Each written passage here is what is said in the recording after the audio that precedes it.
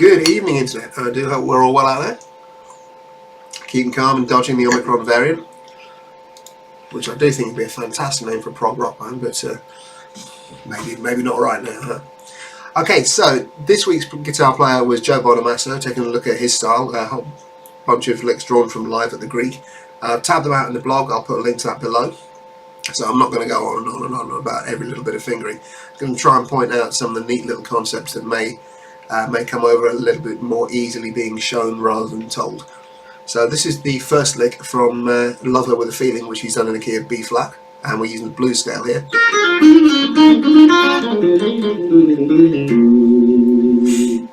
So some really nice little touches.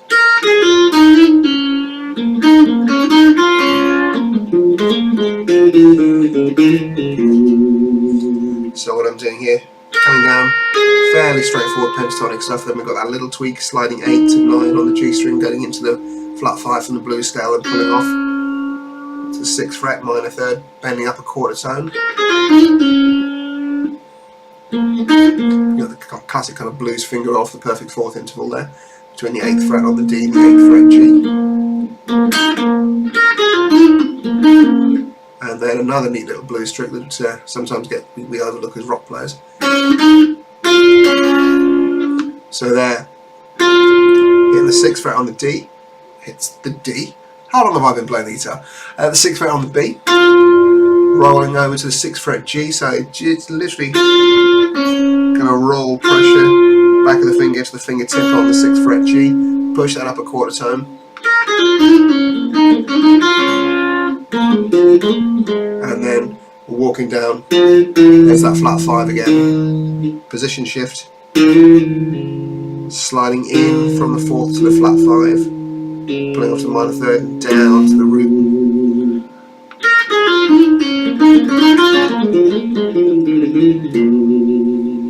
Again, that's a gun that you can take and move all around the fretboard.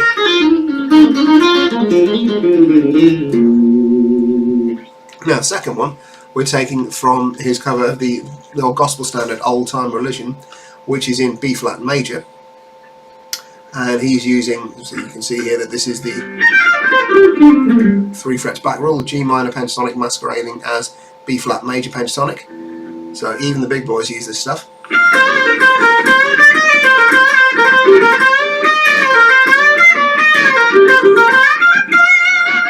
And the pace he absolutely rattles along.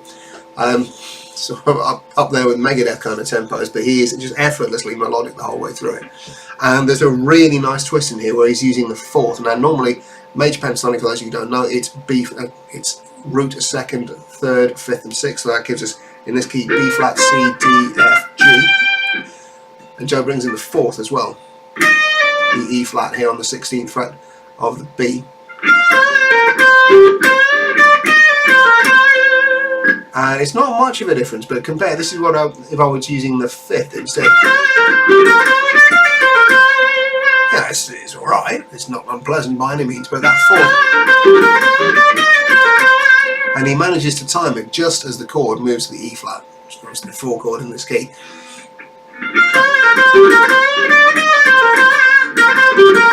And we're using it again here. So this is your standard kind of harmony bend. And he's developed that, so bend up, here's the 2nd, bends up to the major 3rd, and normally you bend it against the 5th. What he does is he alternates between the 4th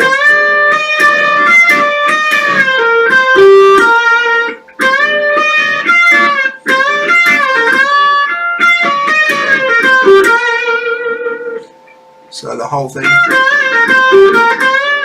there's our 4th.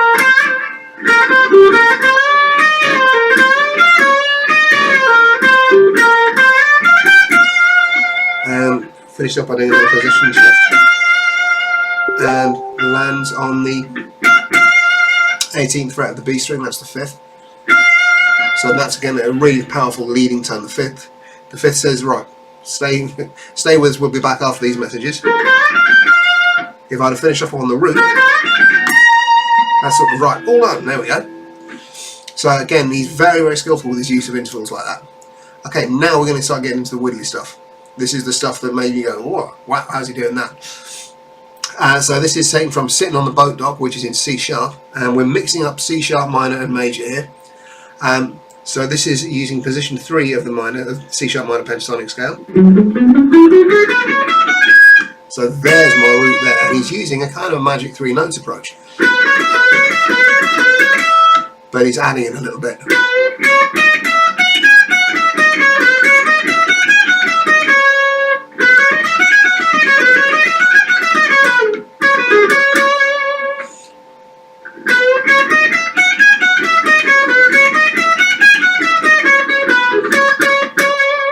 So there's my magic 3 notes. I'm going to add in the second, which is the E flat note, or D sharp in this key, on the 16th fret of the B. And then 14 to 16 on the high E, that's the 4th and the 5th. And back down.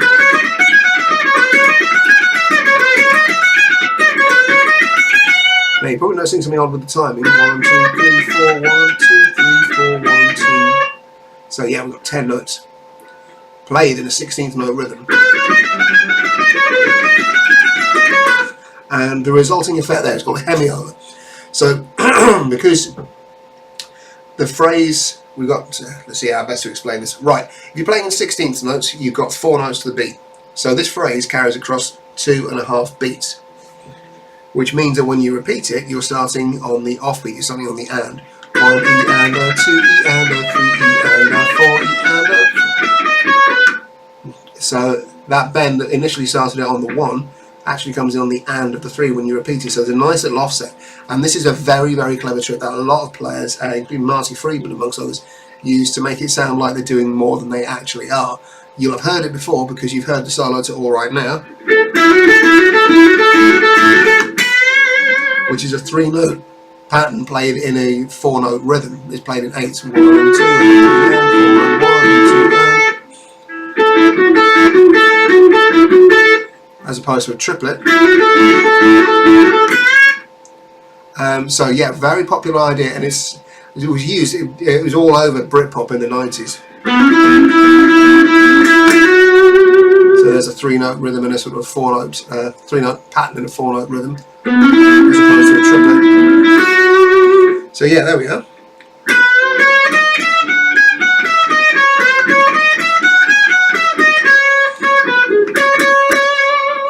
And then I'm just doing quick little position shifts to position 4, just to play my finish off on my C sharp root note there. Right, gird my loins for this next one. Now this next one was the real heads up. Whoa! How did he do that moment from the album for me? Listen away there, thinking, yeah, this is pretty cool. And then all of a sudden, in his cover of Going Down, he unleashes this absolute monster of a lick, which I've got to admit, I spent a lot of time getting this right. I just slowed it, figured out the notes, discovered that the fingering I got for them was insanely overcomplicated.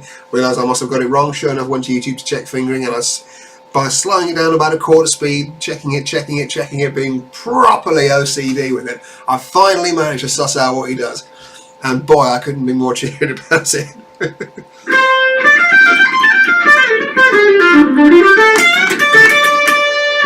Yeah, so what's he doing? He's starting in, again, position 3 of D minor pentatonic. And there's my D root note there. So, it's still the magic 3 notes. 17th fret G, 15th fret B, to 18th fret B, up to 15th fret high E, and then 18th fret B. Yeah, I did say I wasn't going to belabor fingering, didn't I? And then the trick that he's using is he reaches across with his little finger and grabs the C note from the next position up, position 4 of the minor pentatonic. And then shifts back to position 2.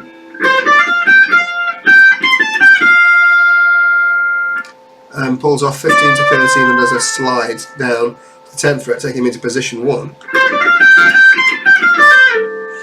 And then we'll finish in that with. So you'll recognise that you've heard basically any Stevie Ray Vaughan solo. So there's my 10th fret high E, 13th fret B. I'm going to roll that over onto the 13th fret G.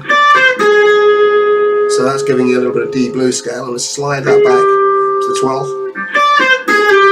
off the 10, and then from there on it's pretty standard stuff.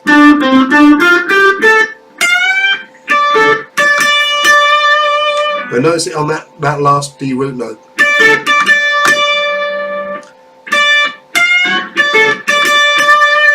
Playing against the 5th there for sort of, you've almost got like a miniature perfect cadence of 5 to a 1.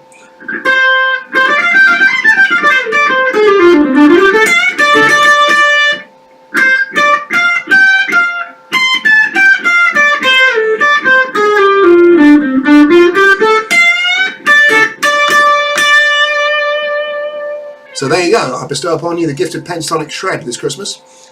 Hope you've enjoyed that. If you have, please do like, share, drop a like and smash that subscribe button. We'll learn to say that with a straight face one day. And yeah, hopefully again, see you again soon. So, take care and a peaceful 2022 to you.